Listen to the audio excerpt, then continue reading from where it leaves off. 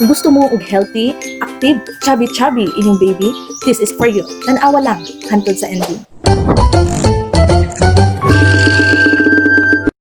Hi mga mommies and daddies! Welcome sa G-News! Karong adlaw mag-share ko og tips sa paggamit sa 0 to 6 months nga formula milk. Based ni sa akong experience nga very effective yun ni para sa akong baby. Nakabantay gani ko nga nitambok siya ug maayo ang iyang health sukad nga nagdami.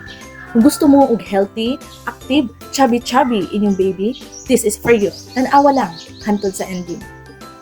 Okay, atong sudan sa paghinlo sa atong mga feeding bottles.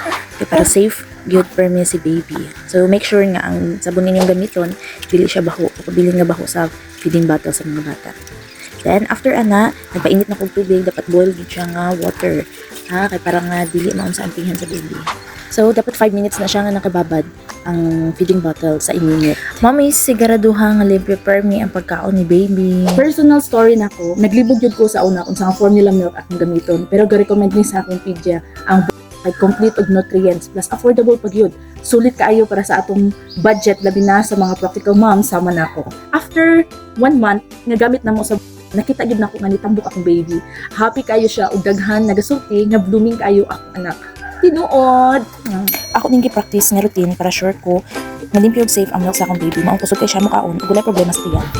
Para sa tanan no, ang formula milk para lang sa mga magulang nga dili makapasuso. Inay panginahanglan na trabaho. Wala ta mag-discourage nga mag-undang sa breastfeed. Kung makakaya ninyo og breastfeeding, mas maayo gid na hangtod 2 years old up.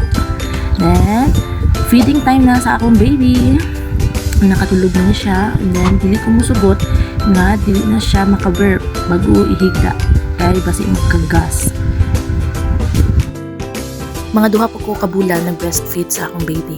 Pero pagkita nako manindot mo piday ang resulta sa formula milk sa akong baby, nag-mix feeding ko.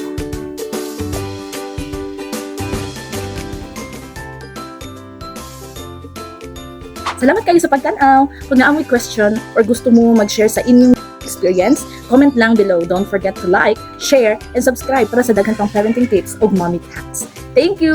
Thank you na lang. Thank you! Uy, thank you na ba? Sige, kagtanaw sa mong milk.